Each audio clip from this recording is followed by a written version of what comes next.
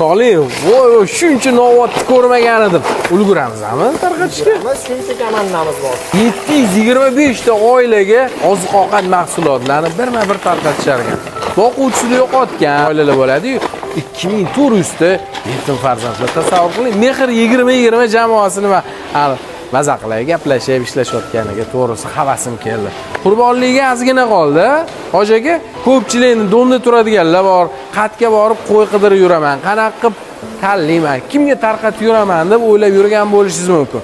Mehr 20-20 jamoasi zo'r narsani tashkil qilishibdi. Shunchaki pulini bersiz, qurbonlikni sizning nomingizdan borib qo'y tanlab so'yib yetimlarga tarqatisharkan, отчетlarni ham berishadi. Bobodo, yo'q, men uyda so'yaman, uyda qon chiqarishni ma'qul ko'raman desiz, so'yib bitta aloqaga chiqsiz, o'zligi sizdan go'sht olib ketib, haqdor oilalarga o'zligi tarqatisharkan. Mana shu qilayotgan ishligini bor-ku, ajrini bersin deya rosa havas qildim bu jamoaga.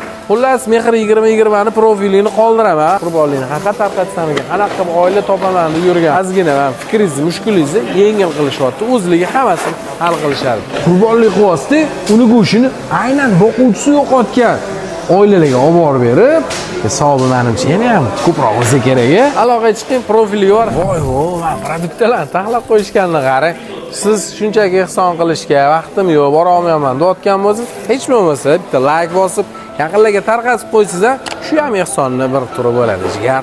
Bular faqat oziq-ovqat mahsulotini berishmaydi, boquvchisini yo'qotgan oilalarga.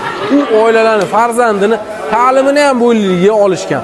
O'zi yoqtirgan soha bo'yicha o'qitdi, pulini ham to'lashadi. Mana shu qaramog'idagi bolalarni orasida IELTS, SAT dan 20 dan oshuv bola o'sha yuqori balla olganlar bor. Undan tashqari chet el universitetlarida faqatlarda o'qiyotgan bolalar ham bor ekan. Havasim keldi. Videoni tarqatib qo'ying, profiliga bor, jamoaga qo'shilib, like bosib tarqatib qo'ying.